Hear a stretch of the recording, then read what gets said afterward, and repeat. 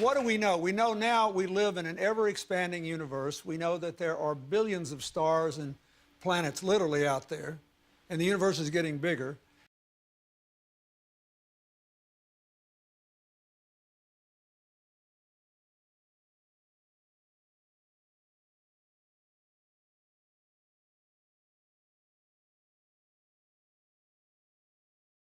We know from our fancy telescopes that just in the last 2 years, more than 20 planets have been identified outside our solar system that seem to be far enough away from their suns and dense enough that they might be able to support some form of life. So it makes it increasingly less likely that we're alone.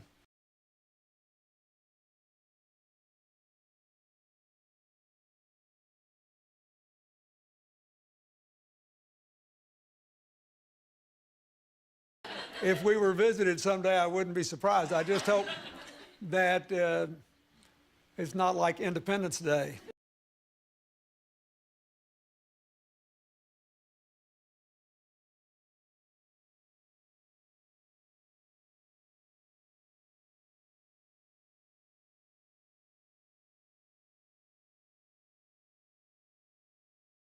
Maybe the only way to unite this incredibly divided world of ours. They're out there. We better think of how all the differences among people on Earth would seem small if we felt threatened by a space invader. That's the whole theory of independence. You're right.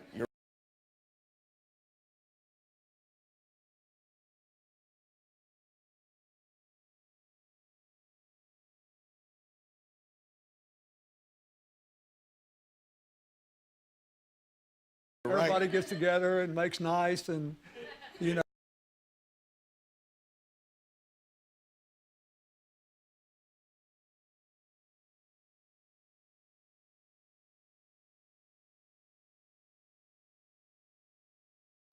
An RFID chip that will be implanted, that people will stand in line and in queues for to have, so that ultimately we will have in our bodies, because what we're doing right now, Lindsay, is we're slowly moving towards that. We went from the desktop to the laptop to the phone to the watch, and now we're having little tattoos, little biometrics, all of them leading to the ultimate goal, and that is an RFID, a radio frequency identification or similar chip, to be placed subcutaneously. And that chip, Lindsay, will have everything about you there is. Your bank account, your GPS location, and you will do it. You will get one. Because after all, it will also have the siren call of medical information. And then one day, God forbid, not you, one day when people are found guilty of, let's say, crimes, they're not going to be put into the Husgau, in the pokey. No. Their chip is going to be turned off and poof, they don't exist anymore. That's where all of this is going.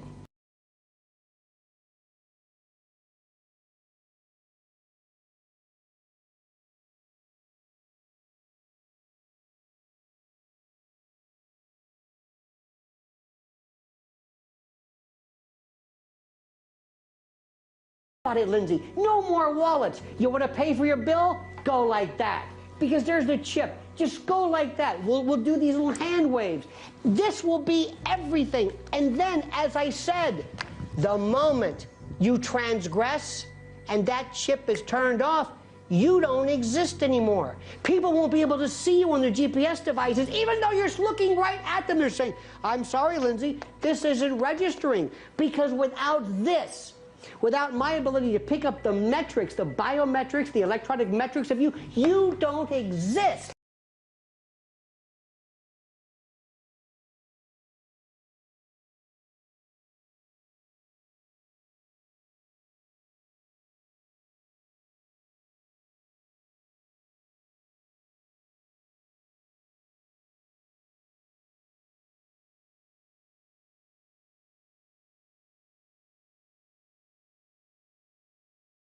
Perhaps we need some outside universal threat. I occasionally think how quickly our differences worldwide would vanish if we were facing an alien threat from outside this world. And yet, I ask you, is not an alien force already among us? What could be more alien to the universal aspirations of our peoples than war and the threat of war?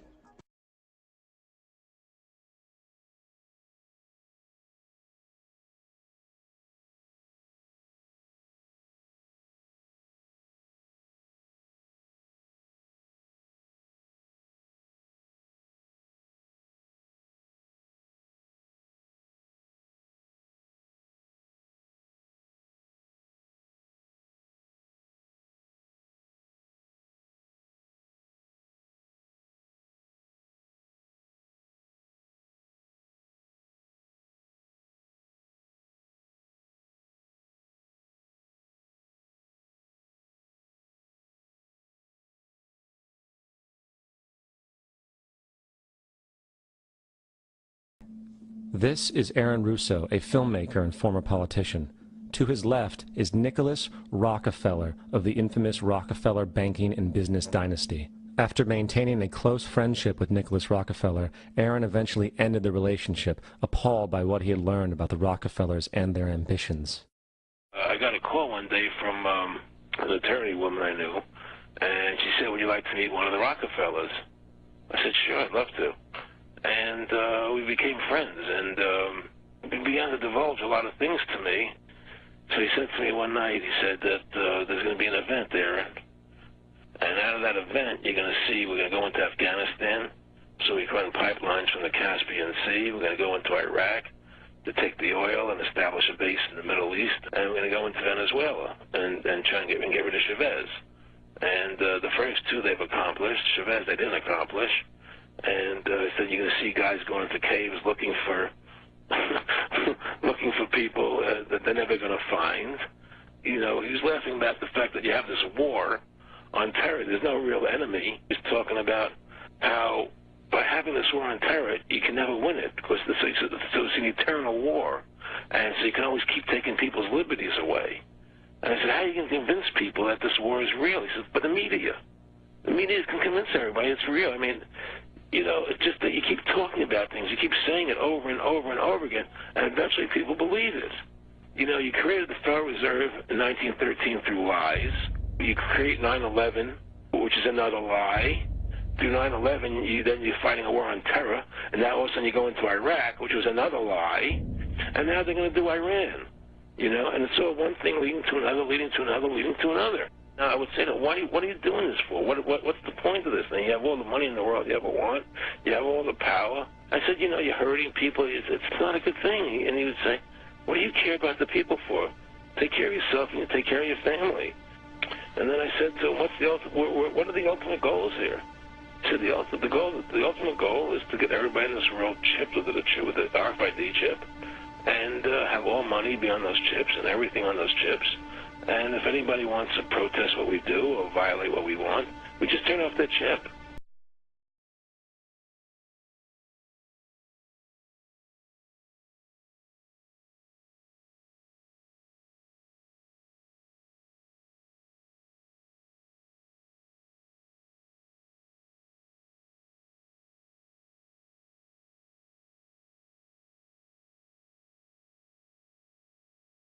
You got people slashing off their brides to look like a woman, enhancing their breasts, getting their face chopped off to look like a certain way. A chip is gonna be nothing.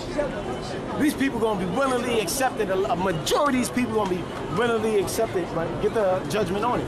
Revelations 13. Why? Because a lot of people just don't believe in the Bible. They don't believe in the prophecy. They don't believe what we're saying is to be true, but is according to the Bible what's gonna happen.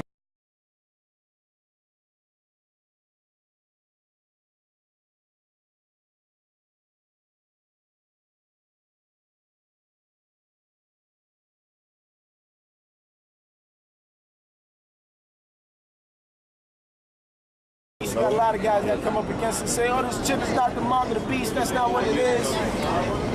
But this so-called white man, what did we read earlier? He's trying to be like God. He's trying to be just like God.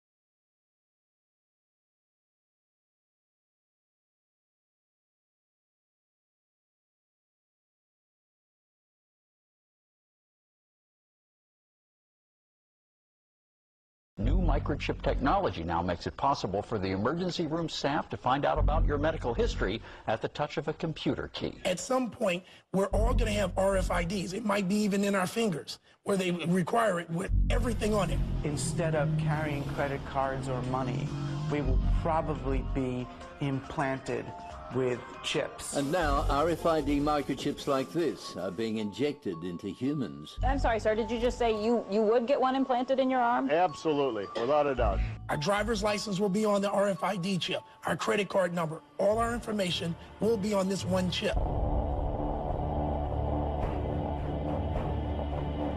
The chip is encased in unbreakable glass and is about the size of a grain of rice. The procedure is done with anesthesia and is relatively pain-free. It felt pretty scary, but at the same time it felt very modern, very 2015. Everyone will have a unique 12-digit identity number. If hospitals purchase this detection equipment, the system will most likely start to include more and more people in those communities who will want the chips. Wow. Interesting stuff. Everybody could have one of those one day. Does Google now know everything I do and everywhere I go? Because let's face it, we like you guys, but you're from Google. It may be true that 10 to 20-year-olds don't want to wear a watch on their wrist, but you can be sure that they'll be far more interested in wearing an electronic tattoo, if only to piss off their parents.